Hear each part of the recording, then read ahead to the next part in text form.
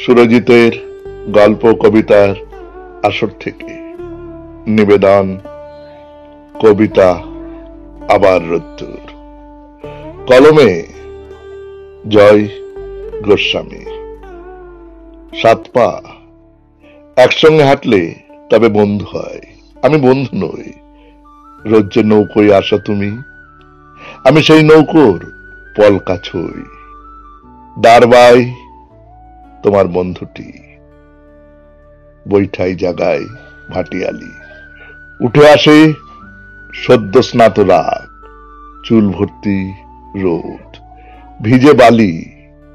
আমি ছই ছায়া মাত্র লোক, দেখো হাতে কালি মুখে কালি। অগোচরে তোমাদের কাছে ঝাড়ি নিয়ে যাই লেখা ঢালি। সে লেখায় দুটো চারটে গাছ, সে গাছে দু চারটে ফুল। কাটা কাটাই কাটাই ছাওয়া পথ, সে পথে একসঙ্গে সাত পা হাঁটা। অথচ বাস্তবে কোনোদিনই হাঁটিনি তোমার সঙ্গে।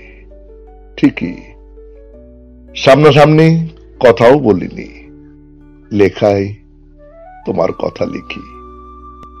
সেও কি সাত পায়ে হাঁটা নয়? পায়ে পায়ে মরুভূমি পার।